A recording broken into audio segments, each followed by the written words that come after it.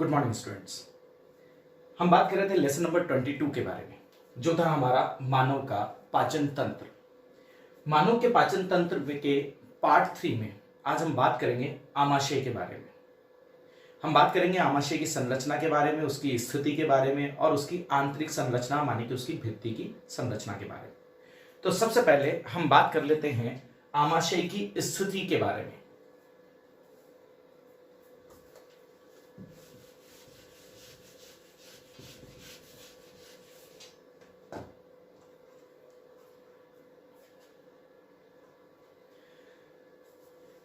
यह है हमारा आमाशय।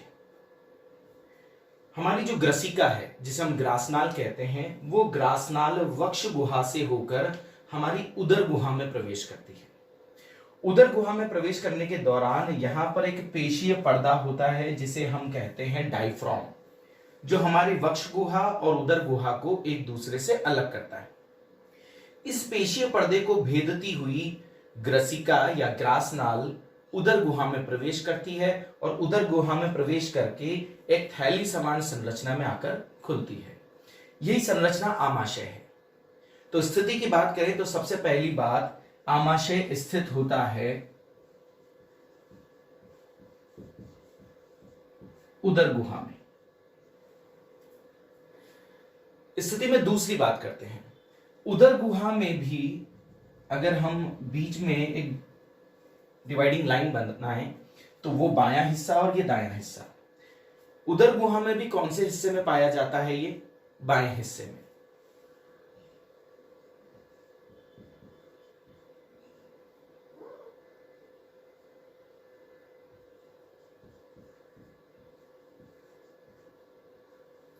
क्लियर? आगे बात करें।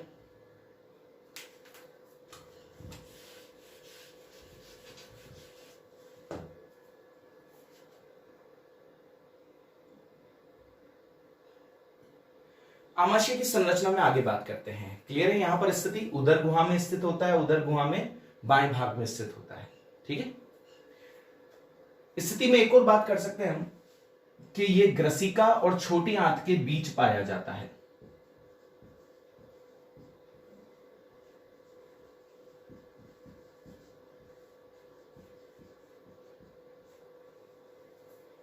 क्लियर? यहां पर ग्रसिका आकर इसमें खुलती है और ये आगे की तरफ छोटी आंत में खुलता है। नेक्स्ट बात करें। आमाशय की संरचना को 3 भागों में विभक्त किया गया है। इसका पहला भाग कार्डियक पार्ट कहलाता है या जठरागम भाग कहलाता है। ये जो ब्लू आपको कलर में दिखाई दे रहा है। अंतिम भाग कहलाता है पाइलोरिक भाग, जिसे जठर निर्गम कहते हैं। ये वाला भाग कहलाता है जठरागम। ये वाला भाग कहलाता है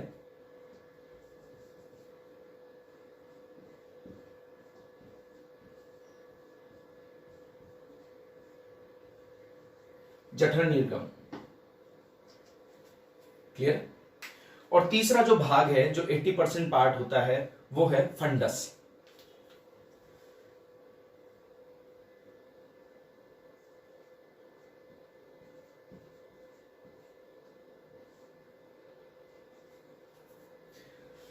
तो आमाशय को 3 भागों में बांटा गया है, जठरागम भाग, फंडस भाग और जठर निर्गम भाग। एक एक करके हम तीनों के बारे में डिटेल बात कर लेते हैं, जठरागम, फंडस और जठर निर्गम।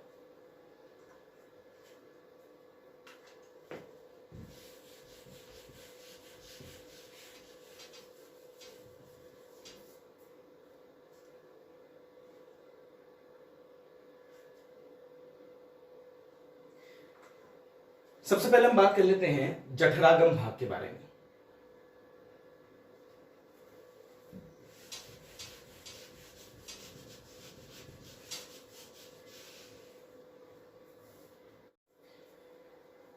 तो यह है हमारा आमाशय। आमाशय वापस देखते हैं। आमाशय के ऊपर यहां पर मौजूद है ग्रसिका या ईसोफेगस, यह आमाशय वाला भाग, और इसके आगे की तरफ छोटी आंत है। छोटी आंत का प्रारंभिक भाग कहलाता है ड्योडिनम या ग्रहणी, और ये ईसोफेगस या ग्रसिका। आगे बात करें, आमाशय का वह भाग जो ग्रसिका से जुड़ा हुआ होता है, उस प्रारंभिक भाग को कहा जाता है कार्डियक भाग। ठीक है,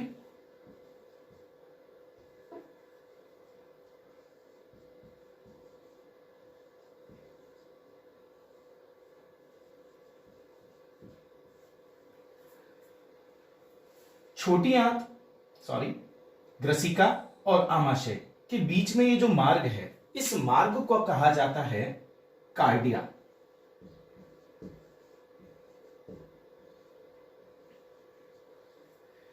इस कार्डिया के चारों ओर पेशियां पाई जाती हैं जो कि एक वाल्व का निर्माण करती हैं या कपाट का निर्माण करती हैं।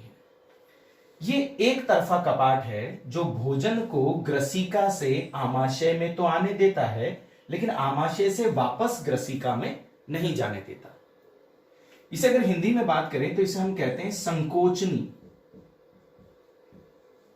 और अगर इंग्लिश में बात करें तो इसे कहते हैं हम स्फिंक्टर। इसे कपाट भी कहा जाता है। क्लियर? तो कार्डियक भाग या हिंदी में बात करें तो इसे कहा जाता है जठरागम भाग। कार्डियक भाग माने जठरागम भाग। यहां जो मार्ग है, इस मार्ग को कहा जाता है कार्डिया, और मार्ग में जो ये पेशियां हैं जो एक कपाट का निर्माण करती हैं, इन्हें कहा जाता है संकोचनी या कपाट। तो इस संकोचनी या कपाट का पूरा नाम है जठरागम संकोचनी या जठरागम कपाट, या कह सकते हैं हम कार्डियक वाल्व या कार्डियक स्फिंक्टर। क्लियर हुआ? तो ध्यान रखिएगा, कार्डिया क्या है, कार्डियक भाग क्या है। क्लियर? दूसरी बात करते हैं पाइलोरिक भाग के बारे में। आमाशय का वह क्षेत्र जो छोटी आंत से जुड़ा हुआ है, उसका कुछ क्षेत्र कहलाता है पाइलोरिक क्षेत्र या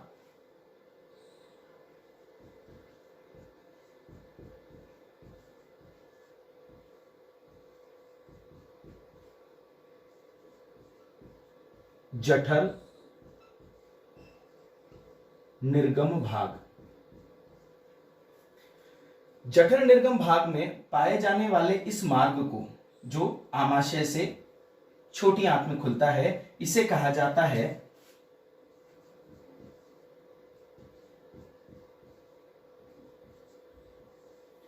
पाइलोरस। जैसे यहां पर कहा गया था इसे कार्डिया, इसे कहा जाता है पाइलोरस। क्लियर? यहां पर भी संकोचनियां पाई जाती हैं या अवरोधनियां पाई जाती हैं जो आमाशय से भोजन को छोटी आंत में जाने का नियंत्रण करती हैं। इन्हें कहा जाता है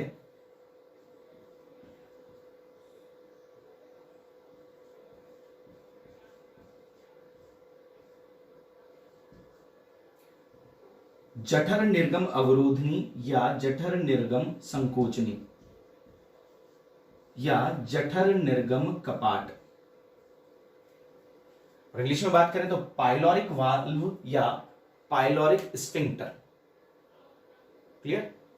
नेक्स्ट बात करते हैं कार्डियक पार्ट और पाइलोरिक पार्ट के बीच वाला जो भाग होता है वो कहलाता है फंडस भाग, और ये फंडस भाग आमाशय का 80% होता है। इस वाले क्षेत्र में पाचक रस का निर्माण होता है। किस नाम से जाना जाता है ये भाग?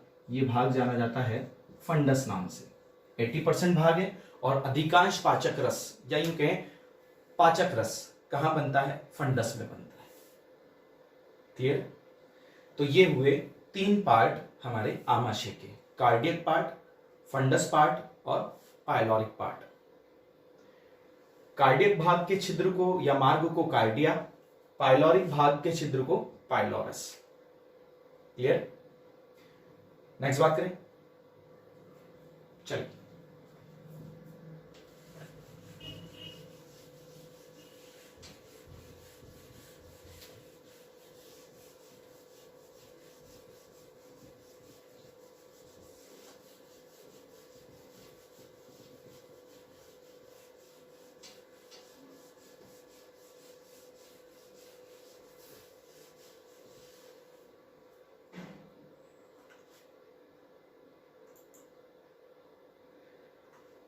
नेक्स्ट बात कर लेते हैं हम आमाशय की आंतरिक संरचना के बारे में। आमाशय की आंतरिक संरचना में ग्रसिका की तरह ही 4 भाग होते हैं। कौन कौन से भाग हैं वो? सिरोसा,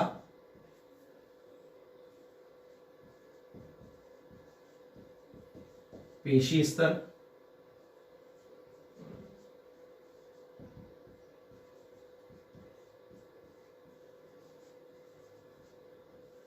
अधर श्लेष्मिका और सबसे भीतरी भाग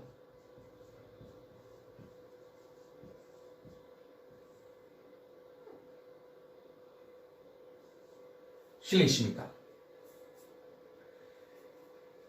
इसमें श्लेष्मिका के बारे में हम ज्यादा बात करेंगे। क्लियर? पेशी स्तर ग्रसिका से कुछ भिन्न होता है। ग्रसिका में हमने बात करी थी कि ग्रसिका में 2 पेशी स्तर हैं। सबसे बाहरी पेशी स्तर कहलाया था अनुदैर्घ्य पेशी स्तर। उसके बाद अंदर वाला कहलाया था वर्तुल पेशी स्तर। यहां पेशियों के 3 स्तर हैं। सबसे नीचे वाली परत आपको दिख रही है सिरोसा, उसके ऊपर पेशियों की 3 परतें हैं। सबसे बाहरी वाली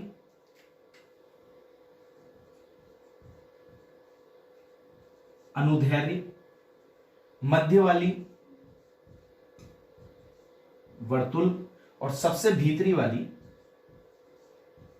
तिर्यक। क्लियर? उसके बाद है अधर श्लेष्मिका। अधर श्लेष्मिका और ग्रसिका की अधर श्लेष्मिका और इसकी अधर श्लेष्मिका लगभग एक जैसी होती है। फिर बात करें श्लेष्मिका, सबसे भीतरी परत। सबसे भीतरी जो परत है वो कुछ वलयित होती है। क्लियर? और बनी होती है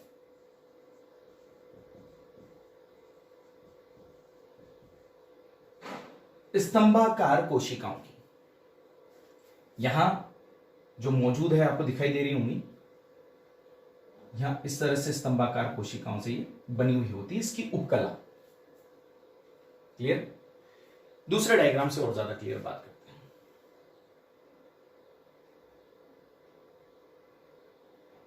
ये दूसरा भाग, यहां आपको सिरोसा परत दिखाई दे रही है। सिरोसा के ऊपर अनुदैर्घ्य पेशी स्तर, उसके बाद वर्तुल पेशी स्तर और सबसे अंदर वाला तिर्यक पेशी स्तर। उसके बाद आती है ये व्हाइट कलर का जो पार्ट दिख रहा है आपको, ये है अधर श्लेष्मिका और सबसे ऊपर की तरफ जो है वो श्लेष्मिका। श्लेष्मिका में ये जो कोशिकाएं हैं, श्लेष्मिका की उपकला, ये उपकला स्तंभाकार कोशिकाओं से मिलकर बनी हुई होती है। क्लियर? इन कोशिकाओं के द्वारा श्लेष्मा का स्त्रावण होता है।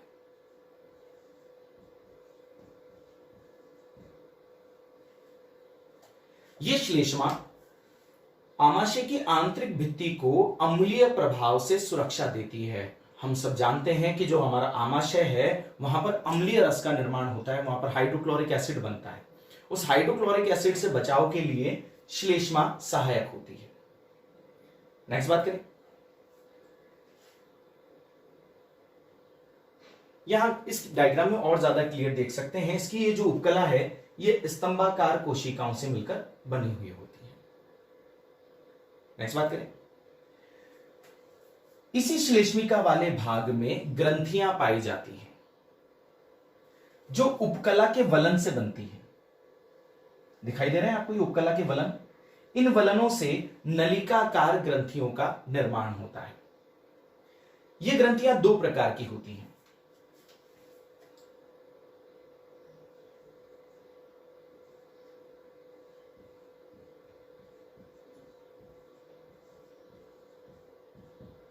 जठर ग्रंथियां और दूसरी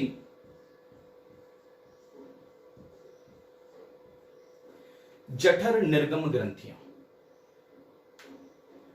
सबसे पहले बात कर लेते हैं जठर निर्गम ग्रंथि के बारे में। जो जठर निर्गम ग्रंथि है वो जठर निर्गम भाग में पाई जाती है और श्लेष्मा का स्त्रावण करती है। क्लियर? अब बात करते हैं जठर ग्रंथियों के बारे में।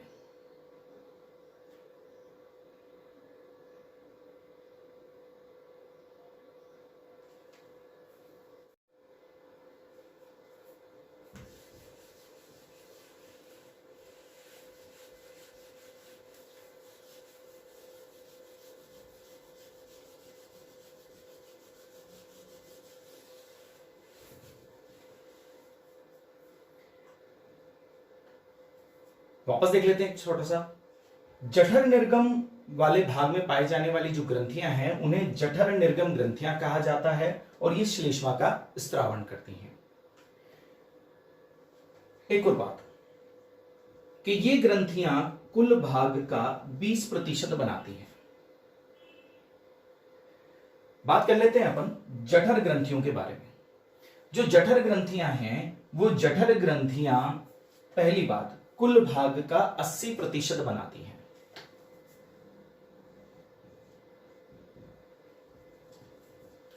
यहां पर लिख देते हैं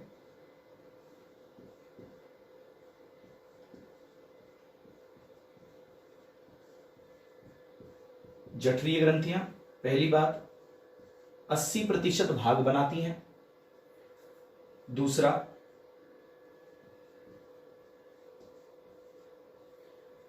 अम्लीय जठर रस का स्त्रावण करती है।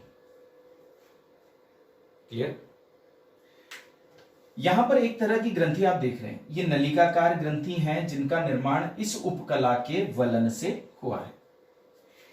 इन ग्रंथियों में पाए जाने वाली कोशिकाओं के बारे में बात करते हैं कि कौन कौन सी कोशिकाएं और किन किन का निर्माण करती हैं।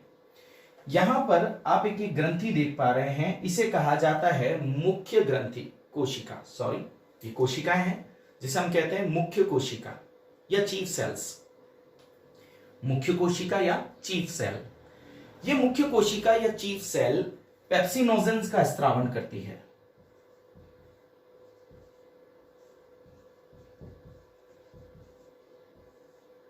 आपको पता है पेप्सिनोजेन प्रोटीन पाचक एंजाइम है और यह निष्क्रिय अवस्था में इन चीफ सेल्स या मुख्य कोशिकाएं, जिन्हें जाइमोजन सेल्स भी कहते हैं, के द्वारा स्रावित होता है।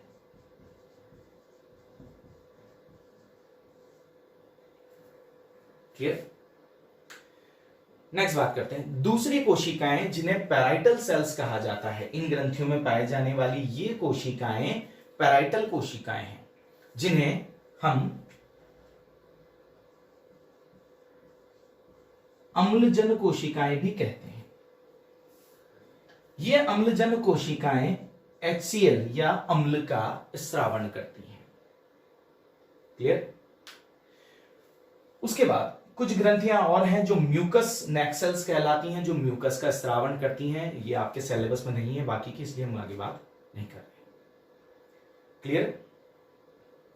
तो ये थी आमाशय की आंतरिक संरचना, जिसमें हमने कहा था कि आमाशय में वही 4 परतें हैं, सिरोसा, पेशी स्तर, अधर श्लेष्मिका, श्लेष्मिका। पेशी स्तर थोड़ा विशिष्ट है, यहां पर 3 प्रकार की पेशियां पाई जाती हैं। अनुदैर्ध्य और वर्तुल तो होती ही हैं, एक और लेयर पाई जाती है भीतर की तरफ जो होती तिर्यक पेशी स्तर। क्लियर? फिर हमने बात करी थी किसके बारे में? श्लेष्मिका के बारे में। और श्लेष्मिका के लिए हमने कहा था कि यह स्तंभाकार कोशिकाओं से मिलकर बनी होती है। सॉरी, इसकी जो उपकला है वो स्तंभाकार कोशिकाओं की बनी हुई होती है। क्लियर? इसकी कुछ कोशिकाएं श्लेष्मा का स्रावण करती हैं, जो अम्ल के अम्लीय प्रभाव से बचाती हैं, माने कि स्वपाचन से बचाती हैं।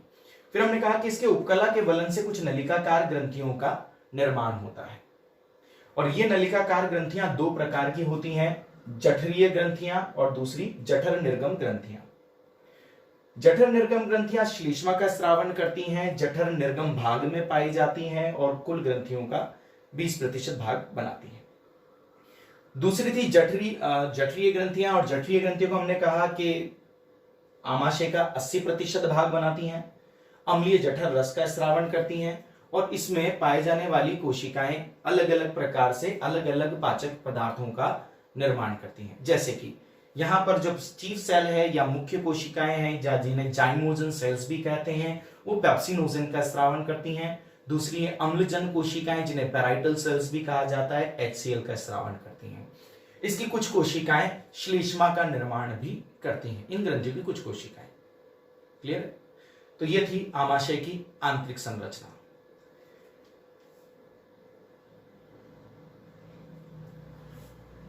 अगले पार्ट में, माने कि पार्ट 4 में, हम बात करेंगे छोटी आंत के बारे में।